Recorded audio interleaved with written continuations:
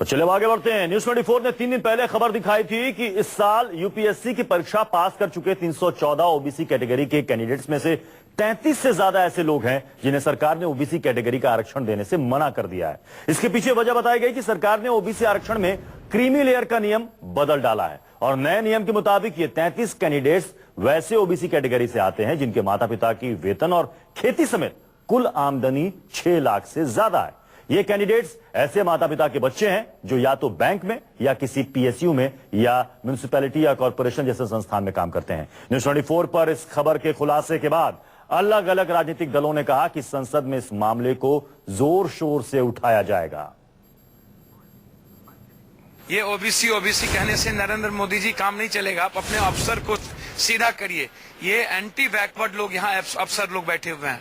ये लोग मनुवादी मानसिकता के लोग हैं और इनके खिलाफ जंग लड़ने की जरूरत है। किसी भी कीमत पर हाउस नहीं चलने देंगे यदि इस तरह की चीजें नहीं तो। रिजर्वेशन संवैधानिक हक है जो SC STs OBCs को मिला हुआ है और हम लोगों ने हर स्तर पर देखा कि ये पूरी तरीके से इसको लागू नहीं किया जाता है। उनके भविष्य से जुड़ा हुआ मामला है और मुझे लगता है कि इसके ऊपर पहली बात पूरी जांच होनी चाहिए और इसके ऊपर जो भी उचित और सही कार्रवाई है तथ्य जो है सामने आने चाहिए। ये जो क्रीमी लेयर है ये पिछड़ों को रोकने का एक हथियार है, एक बैरियर है। इस बात को मैंने सदन में भी कहा, पहले भी कहा और आज वो चीजें सामने आ रही। देखो अंतिम समय तक लड़ाई लड़ेगी जब तक DOPT अपना निर्णय नहीं बदलेगी और ये जो पीड़ित हुए हैं अभ्यर्थी इनको जब तक न्याय नहीं मिलेगा तब तक इस लड़ाई को हम लड़ेंगे। लड़कों को एक तो जो है वो क्रीमी लेयर के नाम से, अब आदमी पहले चपरासी था या कोई और पद पे था, वो अभी 1-2 महीने में